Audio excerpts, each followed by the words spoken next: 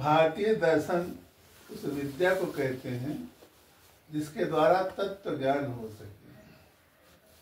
तत्व ज्ञान अर्थात परम सत्ता का ज्ञान, एक ऐसा ज्ञान जो पदार्थ के मूल सिद्धांतों से लेकर भगवान तक की परिकल्पनाओं को तार्किक ढंग से समझाता है, और इसे प्राप्त करने के बाद किसी अन्य ज्ञान की आवश्यकता नहीं रह जाती। भगवान को जान दिया तो मानव के दुख निवृत्ति हेतु तत्व ज्ञान कराने की जो विद्या विकसित हुई वही दर्शन। दर्शन का शाश्वत सत्य ये माना गया है कि सम्यक ज्ञान होने पर कर्म मनुष्य को बंधन में नहीं डाल सकता और लोग संसार के महामोह एवं जाल में नहीं फंसते। भारतीय ऋषियों ने जगत के रहस्य को अनेक कोणों से समझने की कोशिश की, जिसमें कई दर्शन प्रकट हुए।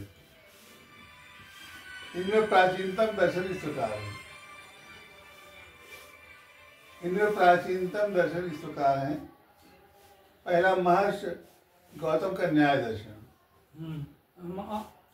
दूसरा महर्षि कणादि का वैशेषिक दर्शन, गोष्ठी शुरू हो गई। तीसरा महर्षि कपिल का सांख्य योग दर्शन, चौथा पतंजलि का योग दर्शन, फिर उसके बाद महर्षि जैमिनी का मीमांसा दर्शन।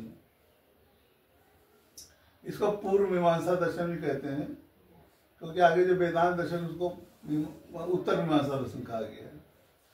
तो मीमांसा दर्शन जैमिनी का या पूर्व मीमांसा और अंतिम वेदांत दर्शन। महर्षि व्यास द्वारा रचित ब्रह्मसूत्र इस वेदांत दर्शन का। जैमिनी वेद व्यास के शिष्य थे ना? नहीं, वेद व्यास तो बाद में हुए, जैमिनी पहले नहीं। वेद व्यास तो अंतिम वेदांत दर्शन, अंतिम दर्शन। वेद व्यास तो मेरे ख्याल से कृष्ण जी के टाइम में थे। महाभारत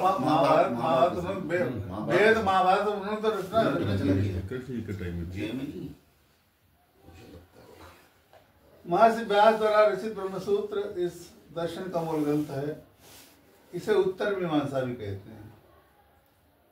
इसके बाद चार्वाक, जैन और बौद्ध दर्शन की भी बात होती है, पर इनका महत्व कम है।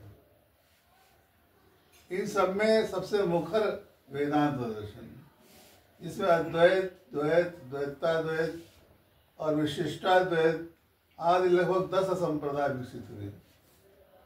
ऋग्वेद का, अब यहाँ ध्यान दीजिएगा, ऋग्वेद का प्रधान मुख्य जो ब्रह्म के संबंध जो है कथन है, ऋग्वेद का है प्रज्ञानम ब्रह्म, सूत्र वाक्य। ऋग्वेद का है अहम ब्रह्मास्मि। सामवेद का है तत्त्वमसि, और अथर्ववेद का है अयम आत्मा। इन चारों का अर्थ है कि मैं ही ब्रह्म हूँ। ये जैमिनी वो ही थे। कौन थे? ये जैमिनी जो है वेद व्यास के शिष्य थे। अच्छा, तो जैमिनी दर्शन पहले आ गया हो, क्रम बदल गया, तो शिष्य आगे निकल गया, क्या दिक्कत? तो ऋग्वेद का प्रज्ञान ब्रह्म, यजुर्वेद का अहम ब्रह्मास्मि, सामवेद का तत्त्वमसि तथा अथर्ववेद का अयमात्मा ब्रह्म वेदांत दर्शन का आधार स्तंभ है, जो जीव और ब्रह्म की एकता पर बल देता है, एकेश्वरवाद, और मुक्ति का मोक्ष की परिकल्पना को आकार देता है। इस दर्शन का आरंभ ही अथातो ब्रह्म जिज्ञासा से होता है, अर्थात हम ब्रह्म की जिज्ञासा करते हैं, ब्रह्म को जानना चाहते हैं। अब अपने मूल विषय पे आते हैं। महर्षि उद्दालक के दौहित्र और कहोड़ के पुत्र अष्टावक्र ने मात्र 12 वर्ष के अल्पायु में मिथिला नर जनक के ब्रह्मज्ञानी पंडित बंदी को शस्त्रास्त्र पराजित कर अपने पिता की हार और उनकी अकारण मृत्यु का प्रतिशोध लिया था। इससे प्रभावित होकर जनक ने अष्टावक्र जी को अपना गुरु बनाया और उनसे ब्रह्म ज्ञान प्राप्त कर विदेह कहलाए। महर्षि अष्टावक्र और जनक के बीच अथातो ब्रह्म जिज्ञासा को लेकर जो संवाद हुआ उसी का पुस्तक रूप अष्टावक्र गीता है। ये महाभारत के अंश भगवत गीता से कई मायने में भिन्न है। कृष्ण की गीता में प्राचीन षड दर्शन को भी काफी प्रभाव है। उसमें ज्ञान, कर्म तथा सांख्य योग की भी बात चर्चा हुई है, जबकि अष्टावक्र गीता में विशुद्ध रूप से वेदांत के केशरवाद पर चर्चा हुई है। इसका एक साधारणीकृत भाष्य हिंदी और अंग्रेजी दोनों ही भाषाओं में वरिष्ठ साहित्यकार श्री अशोक शर्मा जी ने किया है। उनकी दृष्टि में इस गीता का मुख्य प्रतिपाद्य क्या है और एक प्रबुद्ध मानव को किस सीमा तक ये आलोड़ित कर सकता है, उसे ही संक्षेप में प्रस्तुत करने का प्रयास यहाँ किया गया है। अष्टावक्र गीता अद्वैत दर्शन का आधार ग्रंथ है, जो आत्मा और ब्रह्म की एकता पर बल देता है। ये ज्ञानोपदेश उन साधकों के लिए है जो सत्य के गहन चिंतन में सक्षम हैं और जो पूर्व से ही आध्यात्मिक ज्ञान प्राप्त करने के अभ्यासी रहे हैं। इसकी तुलना में भगवत गीता अधिक सहज और व्यापक है।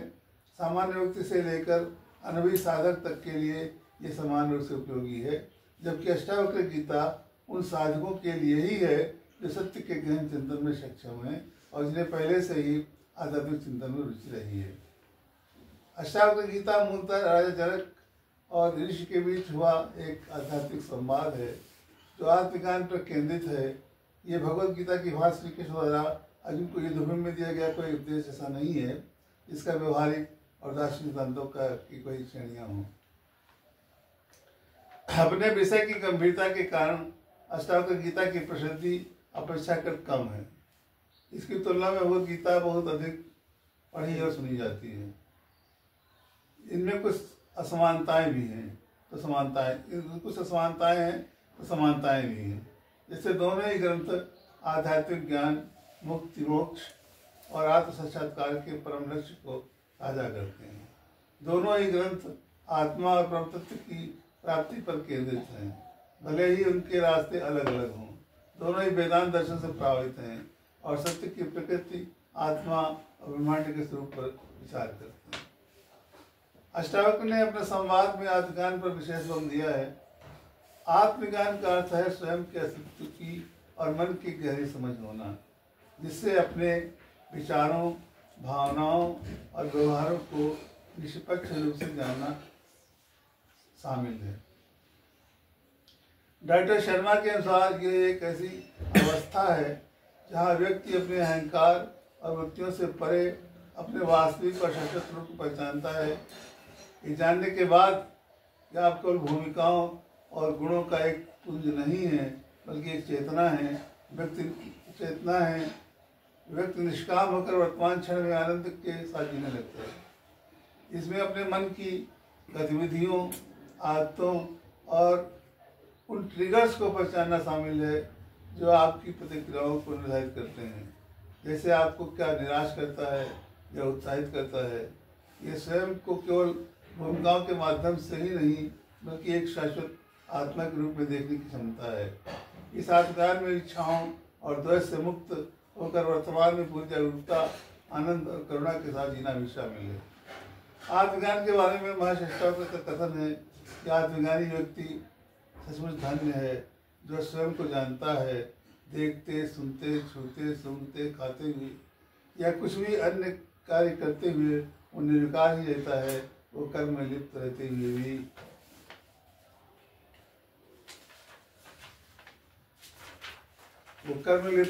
भी अविकारी हो सकता है।